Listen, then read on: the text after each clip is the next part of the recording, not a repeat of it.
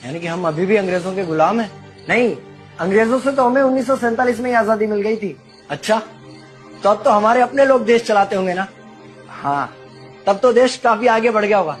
जब हमारे अपने लोग देश चला रहे हैं तो गरीबी और भ्रष्टाचार का तो नाम ही नहीं होगा। सबको बराबर हक दिया जाता होगा, किसानों और मजदूरों का अच्छा ध्यान रखा जाता होगा ना? नहीं, ऐसा तो कुछ नहीं है। तो कैसा है बताना मुझे।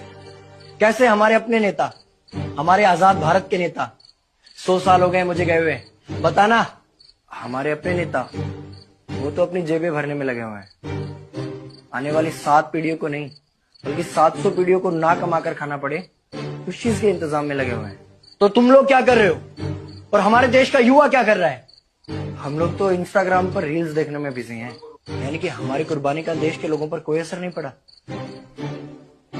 देश के लोगों में कोई देशभक्ति नहीं, कोई देश प्रेम नहीं।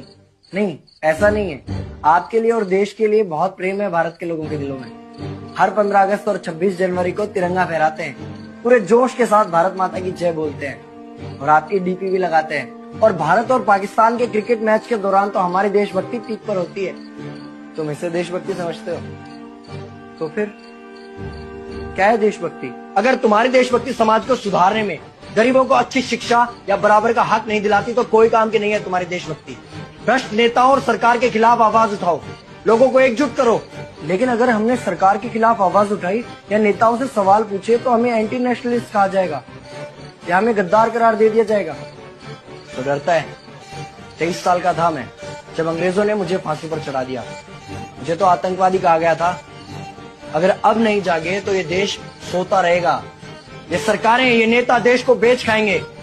इस भ्रष्ट सरकारी तंत्र से लड़ो। देश को क्रांति की जरूरत है।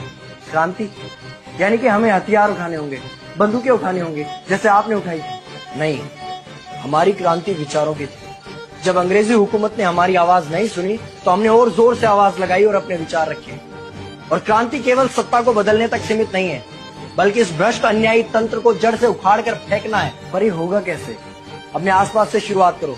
जो भी तुम्हें भ्रष्ट नजर आए उसके खिलाफ आवाज उठाओ, एक्शन लो। तुम्हारे टैक्स का पैसा नेताओं की जेब में जा रहा है, हिसाब मांगो। अपने वोट का सही इस्तेमाल करो, लोगों को जागरूक करो और इस देश को आजाद करवाओ। इनकलाब